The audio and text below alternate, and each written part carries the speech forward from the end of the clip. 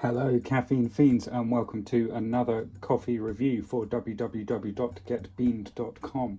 I'm the Mean Bean Machine and today we're looking at IBIS by Scarlett Coffee Roastery. Now Scarlett Coffee Roastery are based on the boundary between Angel and Islington in North London. Lovely area, one of the best areas in the world. I've not been to the roastery personally, but I was attracted to them online largely because of the packaging. I mean, look at the gorgeous packaging, and all of their packaging comes with this, often with a different illustration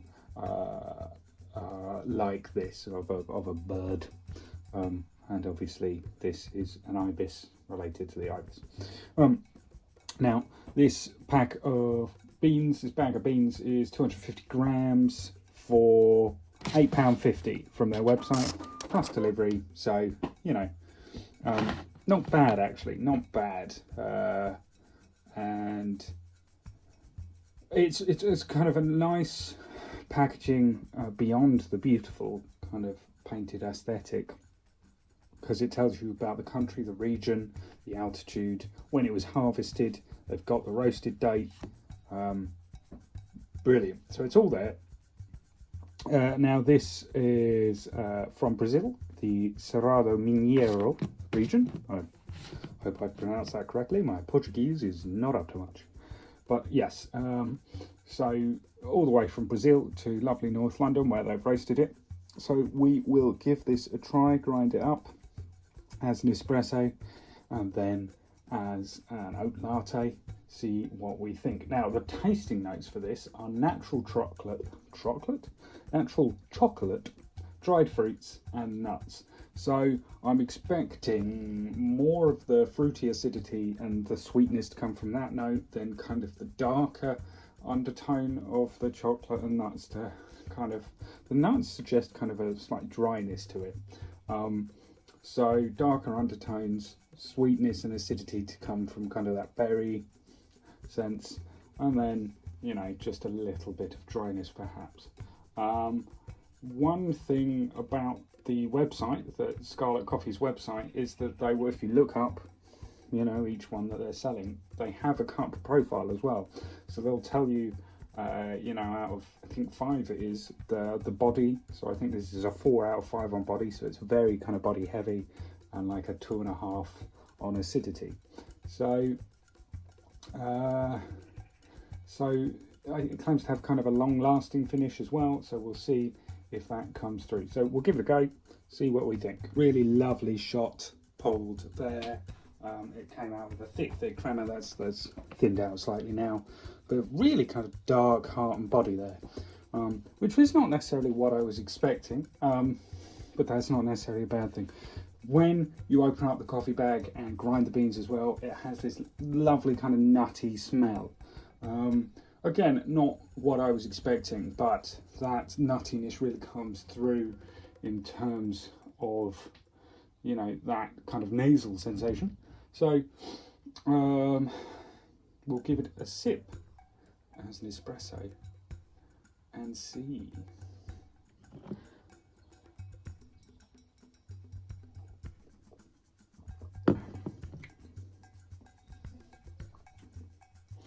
Weirdly enough, not getting a lot from it as an espresso. The nuttiness is there, and there are dark tones, but not strong acidity on the tip of my tongue.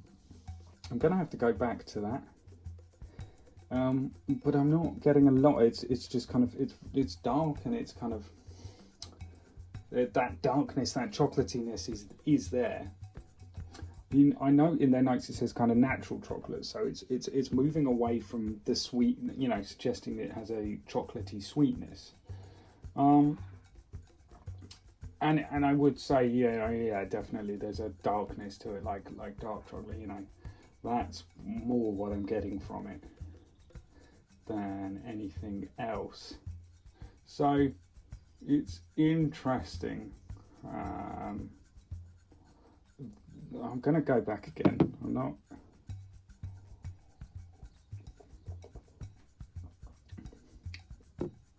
Oh yeah, so there is kind of a slight acidity that kind of rolls around the tip of the tongue. But you almost have to search it out. You almost have to kind of go, oh, what's the acidity in that? And be consciously thinking about it. Which is nice for those who don't want a lot of acidity. But for something that's kind of marketing itself with that kind of dried fruits. To be fair, it doesn't say berries. I've just kind of naturally assumed that berries taste would be there. It says dried fruits. So it's quite vague about it. It's quite northern specific, and I think that kind of comes through. There's a light acidity that you can't quite put your finger on. Yeah, that's strange. I wonder if anything will come out with the addition of oat milk, if anything will rise to the top. But there's no kind of real strong notes coming through at the moment. We'll give it a go as a latte and see what we think of that. I've topped up my latte. Interestingly enough, for something that came out as such a dark espresso shot, it's quite a mild kind of colour as a latte. So we'll give it a go with oat milk, see if kind of any of that chocolate or the fruit kind of rises through, or maybe even the nuttiness.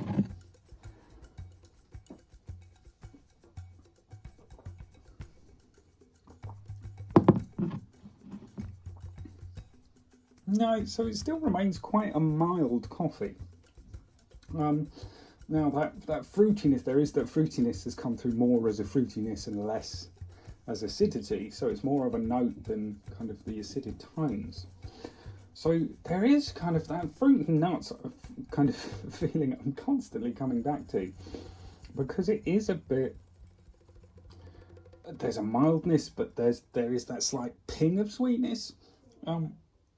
And I'm just struggling to kind of pick out, like, nothing is dominant, which isn't necessarily a bad thing, but it is, you don't kind of sip that and go, oh, the flavours I'm getting from that. I've read the kind of tasting notes and I'm going, oh yeah, I see that now. There's nothing that's kind of so opaquely kind of like, that's definitely in there. But as a really kind of nice start your morning off coffee, that is very pleasant, mild but pleasant. And as a latte drinker anyway, I'm getting a lot of that kind of warm milkiness through, so there's nothing kind of detracting from that.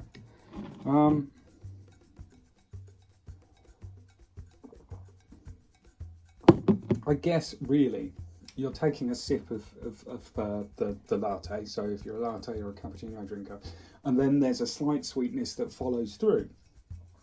So you wouldn't necessarily have that with like a sweet treat, as it were, with a biscuit or something, because there's this natural sweetness that just kind of comes after the initial sip. You kind of sip it and go, and there's that kind of nuttiness to it. There's I know what I mean by body, but by being kind of all body and no acidity, it's the flavour is very mild, but you take this kind of rich chug, as it were, and then this slight sweetness just slips through, and it's really pleasant. But pleasant, is the word I would use. There's nothing to really focus on and cling to, but there is a pleasant kind of like, oh yeah, that's in there. So I would give it a go if you don't want something too bold, too out there, kind of dancing on the tip of your tongue. But it is a pleasant coffee. And some of you might be kind of going, I don't want pleasant, I want, exciting, and, pleasant is, armchairs and warm slippers. Exciting is, bold and new. This is not that, but it's not. Would I buy it again? Yes. Would I say it has challenged my taste profile? No, not in the slightest. But then arguably it has perhaps done that more so than others because I've had to work for it. So yeah, actually I like this coffee a lot.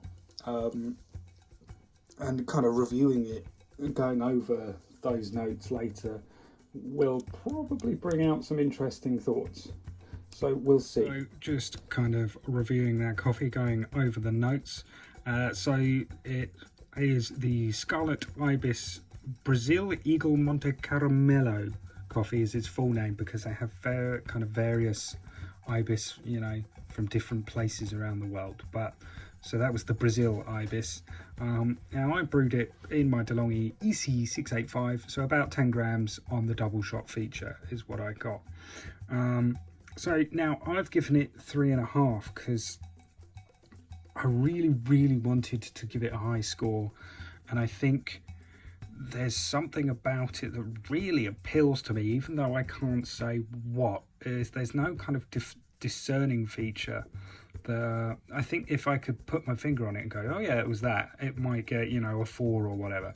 But I've given it 3.5 because it's really nice coffee, but there is a mildness to it. And it's kind of hard to kind of go, oh, that was mild but fantastic. But I think 3.5 is probably reasonable. It is a lovely coffee, but it's hard to kind of explain why. So if we look at the notes, rich in body and very smooth. Smoothness is something I didn't kind of mention initially, but that's, I guess, what I was searching for. Like I said, they've really gone all out on the body in that. So there's a lovely smoothness. There's no kind of cloying at the back of the throat. The dark notes don't overpower it. But, you know, no strong notes or bold acidity, so nothing, like I say, to really kind of make it discernible. But that sweet aftertaste makes it kind of, so rich and sweet, makes it kind of almost like a luxury coffee, you know, an afternoon coffee in itself. So I think, all in all, that's where I place it. Really nice coffee. But if you want something bolder, maybe it's not for you. However, I think as a nice kind of afternoon coffee, that's a great shout.